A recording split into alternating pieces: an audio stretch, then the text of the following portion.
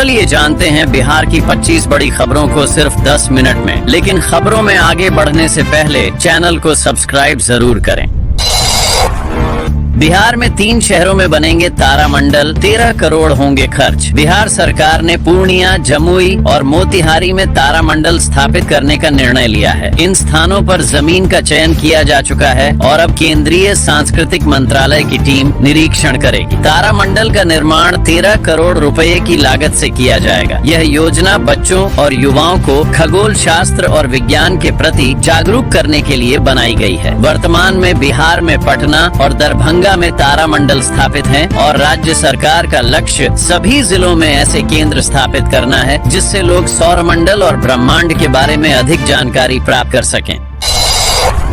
बिहार में मुख्यमंत्री उद्यमी योजना के तहत 8,000 लाभार्थियों का हुआ चयन। बिहार सरकार ने मुख्यमंत्री उद्यमी योजना के तहत इस वर्ष 8,584 लाभार्थियों का चयन किया है। इस योजना का उद्देश्य युवाओं को स्वावलंबी बनाने और नए उद्योगों की स्थापना में मदद करना है। इन लाभार्थियों को 10 लाख रुपए तक की वित्तीय सहायता दी जाएगी, जिसमें 50% अनुदान और 50% ऋण होगा। उद्योग मंत्री नीतीश मिश्रा ने कहा कि सरकार उद्यमियों को हर संभव मदद देने के लिए प्रतिबद्ध है ताकि वे अपने उत्पादों की ब्रांडिंग को बेहतर बना सकें और वैश्विक बाजारों तक अपनी पहुंच बना सकें।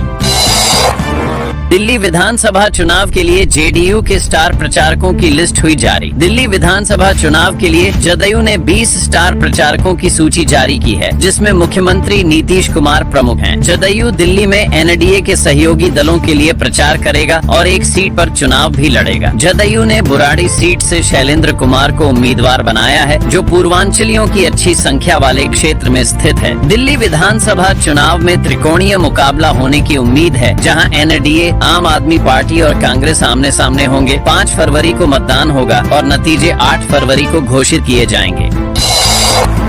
बिहार की सोनी कुमारी को राष्ट्रपति भवन से मिला विशेष सम्मान। बिहार के रोहतास जिले की सोनी कुमारी को प्रधानमंत्री आवास योजना के तहत अपने घर का आदर्श निर्माण करने के लिए राष्ट्रपति भवन से विशेष सम्मान प्राप्त हुआ है। उन्हें गणतंत्र दिवस समारोह में भाग लेने के लिए आमंत्रित किया गया है और रात्रि भोज में भी शामिल किया जाएगा। सोनी कुमारी राज्य की पहली महिला हैं जिन्हें यह सम्मान मिला है। उन्होंने अपनी मेहनत और बचत से घर का निर्माण किया और अपनी कहानी को प्रेरणादायक बनाते हुए अन्य लोगों के लिए एक आदर्श प्रस्तुत किया।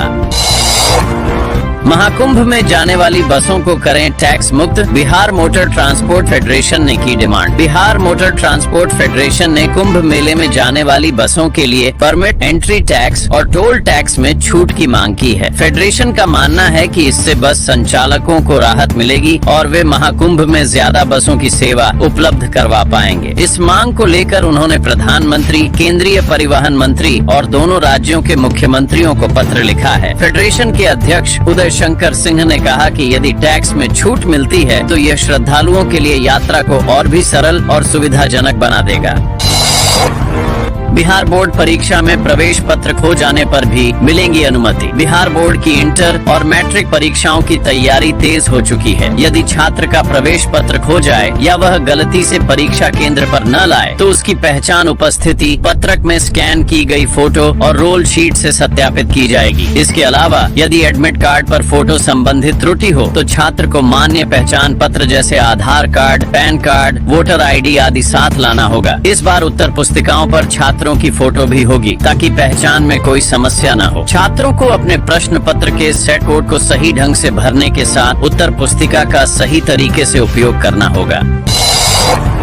बिहार पंचायती राज विभाग में 12वीं पास के लिए नौकरी का सुनहरा मौका। बिहार पंचायती राज विभाग ने ग्राम कचहरी सचिव पद के लिए आवेदन आमंत्रित किए हैं। इच्छुक उम्मीदवार 29 जनवरी 2025 तक आवेदन कर सकते हैं। आवेदन करने के लिए उम्मीदवारों के पास किसी मान्यता प्राप्त बोर्ड से इंटरमीडिएट 12वीं पास होना चाहिए। चयन प्रक्रिया में 12वीं के अंकों के आधार पर मेरिट लिस्ट बनाई जाएगी और स्नातक व स्नातकोत्तर उम्मीदवारों को वरीयता मिलेगी। चयनित उम्मीदवारों को मासिक 6,000 रुपए का मानदेय दिया जाएगा। इस भर्ती में आयु सीमा श्रेणी के आधार पर अलग अलग है और यह भर्ती अनुबंध के आधार पर होगी।